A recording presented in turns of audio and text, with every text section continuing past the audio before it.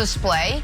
An offensive explosion from Trae Young. He gave you 48 points. He had his hands on just about everything in this one. And don't leave Giannis out. An assist shy of a triple-double in the losing effort. But Antoine, let's zoom out. Who's the best player left in the playoffs? It doesn't have to be these two. Maybe it is. But who do you think is the best player left in the playoffs? Jenna, those two guys have had tremendous playoffs, and they've been great. But to me, it's Devin Booker. I just believe Devin Booker is the best player left in the playoffs. Wow. When you think about his numbers, he's close. He's percentage points away from being a 50, 40, 90 guy. When you look at the quality of competition that they played, they had to start off going through the NBA champions. He was terrific. They sweep Denver. He was very consistent. We know Chris Paul had a monster series.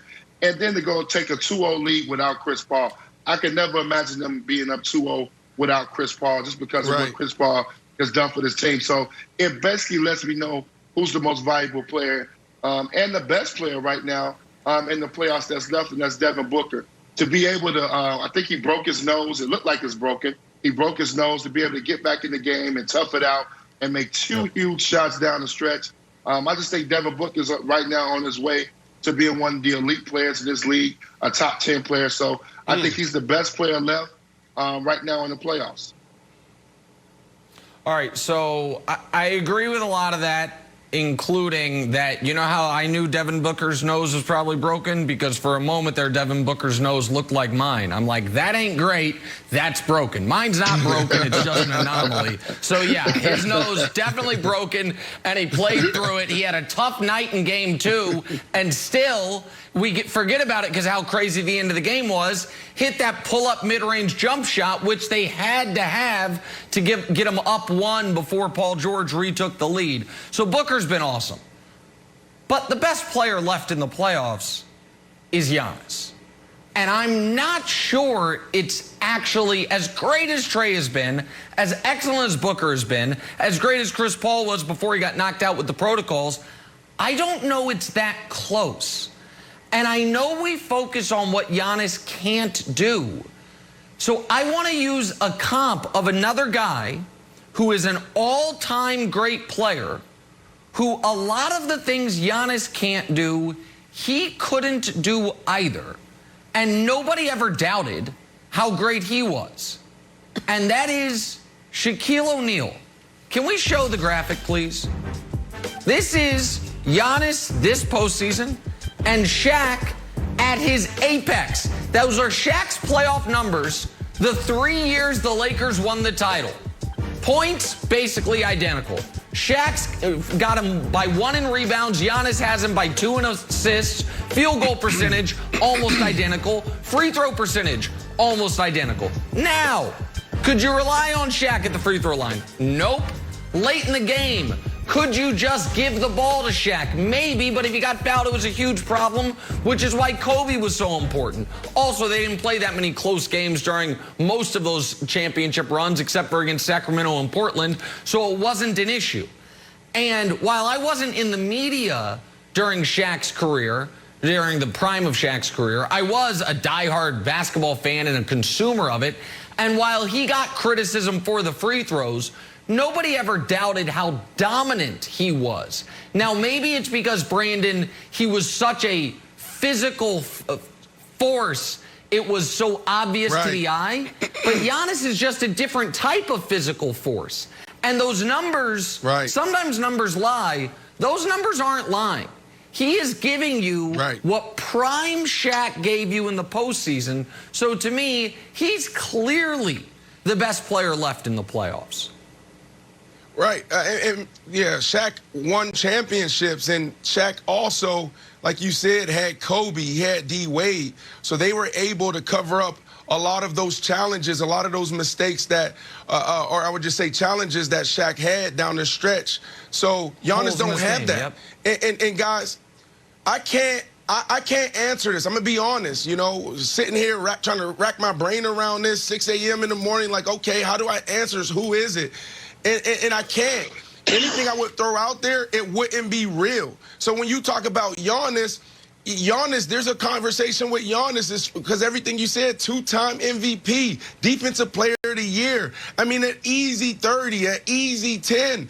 Like, and this is every single night, but we criticize him because of what Nick just highlighted. But that is a big deal. You are a superstar. You are the two-time MVP. But we're just talking about the playoffs and Trae Young, what he's done in 3 series in a row. It's been lights out. It's been sensational, and he's done it with the flair. He's done it with the swagger and the Twan little shoulder shrug, the shimmy. So you got to have him in that conversation. And then also Paul George, you know, maybe not so much of an argument, but when Kawhi went down, he just took off to a whole nother level. And then you got Booker, what you said, and then CP3 is an argument, and then Wilds. I would say this too. People might crush me for this. Chris Middleton. If Chris Middleton played the way played on the road the way he plays at home, it wouldn't even be a debate. Chris Middleton would be the best player in the playoffs, but he can't do it on the road, so that's why he can't even be in discussion. So I can't answer it, Wiles. I really can't. Yep. He can't do it at home either. And if Chris Middleton's best chance of sort of coming out of his funk is to just like literally rub up against Trae Young and try to take some self-confidence in some of the jumper, and then maybe he can play a little bit better. Nick, I thought your graphic was super interesting, and I'm not going to like push back and argue with you. If we could throw it up again, it would be great, but if we can't, it's all right. Why doesn't it feel that way then? I am not watching these games and being like, man, Giannis feels like prime Shaq. And I know, and you did a great job with the numbers. It just doesn't feel like that at all. And maybe it's just the Kobe factor, that at the end of the game, you could go to an all-time great to get you a bucket. But last night, when Giannis is out there setting picks, and Pat Connaughton airballs a shot, and then Giannis has to like volleyball a shot back into the backcourt in desperation. It just feels not dominant. I think there's two reasons. Let's just say that. It doesn't feel anything like it, and I don't know why. I think there's 2 reasons. One is Shaq almost never did anything out of his comfort zone, meaning he never looked awkward. Giannis, like, somehow is still working stuff out during the games. And so he will take the bad 3 or the really tough mid-range jump shot that Shaq flatly never took. Now, the fact that their field goal percentages are identical, the only way that math works means that Giannis is actually more efficient at the rim than Shaq is, because Shaq didn't have 28% from 3 dragging it down. So I think that's one part of it, is you never watched Shaq and was like, what are you doing? The other thing, Antoine, and you can speak to this obviously infinitely better than me, because not only did you play against Shaq, but you won a championship with him. And while Shaq wasn't Apex Shaq when you guys won the title, he damn near won the league MVP the year before. He should have. That was one of Nash's 2 stolen MVPs. And he was a dominant force. I think because of Shaq's overall size, I think it looked like guys were more helpless than anyone ever looks against Giannis. Giannis is obviously a physical freak. His name's Greek Freak.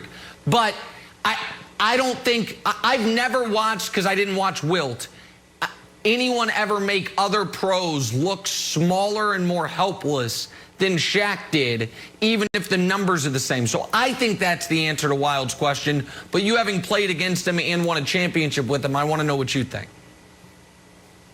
Well, I love the graphic. I think that was great to point that out, Nick. I think sometimes we have to stop and think how great Giannis is and how good he is, and sometimes he gets criticized a lot. So when you put it up there with a guy like Shaq, those numbers are very impressive. My problem with Giannis is that I can't go to Giannis late, so he cannot be the best player in the playoffs right now. I can go to Devin Booker late, and I know he's going to deliver. I know he can make a big shot, and I know he's going to make his free throws. Giannis, I don't know. The question mark is I don't know if he's going to get it done for me. And also, Nick, I don't think Giannis can win a game without Chris Middleton playing good. If you look at these playoffs, when Middleton plays well, they win. Last night he goes 0 for 9, I think 6 for 23. They lose. This has been consistent throughout the playoffs. When Middleton doesn't play good, Devin Booker went and won and had a triple-double without Chris Paul. And he also is 2-0 without Chris Paul. I don't know if Giannis can get it done without Middleton having a big game. So that's why I separate the two, and we know Giannis is great. I love him. I'm a big Giannis fan. I compare him to, LeBron and try to take over that title of being the best player in the league for a while. But Devin Booker is the best player left in the playoffs right now, hands